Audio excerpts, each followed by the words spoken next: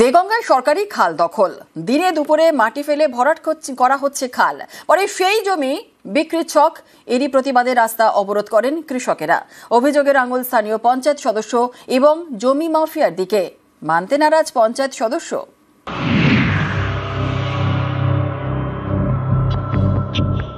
এটা সেচ খাল, জল নিকাশির বড় ভরসা। সেই খালি মাটি ফেলে ভরাট করা হচ্ছে। সকলে মিলে লড়াই করছি, করব। এরই প্রতিবাদে বুধবার বিক্ষোভ।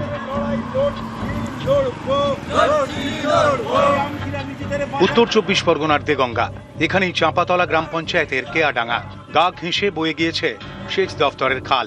100 বছরেরও বেশি পুরনো। খালের দুপাশে বিঘার পর বিঘা চাষের জমি।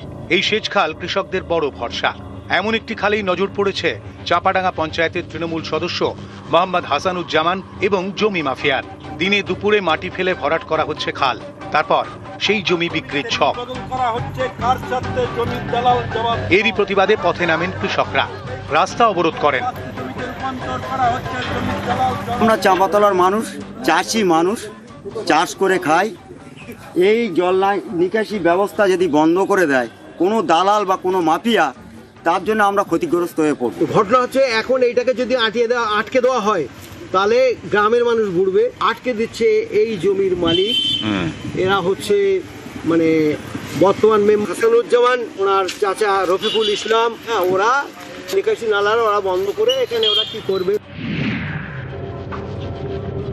ওখানে মাটি আজ থেকে 4 বছর আগে ওখানে মাটি ওখানে জমানো আছে, যার মাটি সে ওই মাটিটা মানে সমান করা হচ্ছে। আর বিশেষ করে মেম্বার বা কিছু দেওয়া আছে লোকের কাছে মানে কালি লাগানোর একটা চক্রান্ত। আপনি গিয়ে সঙ্গে গিয়ে দেখে আসেন, কেউ যদি মিথ্যে কথা বলে না সেটাকে কিছু করার নেই। না, আমাদের নেত্রী মমতা বন্দ্যোপাধ্যায় তিনি এই জলা জমি ভরাটের একদম সম্পূর্ণ বিরোধী, এবং যদি কেউ এরকম করে থাকে নিশ্চয়ই আমরা দলীয়ভাবে এবং প্রশাসনিকভাবে সেটা তদন্ত করে দেখব। তা সেটা আমরা পঞ্চায়েত থেকে আমরা ব্যবস্থা নেব। দেগঙ্গা থেকে জিয়াউল আলম, নিউজ 18 বাংলা।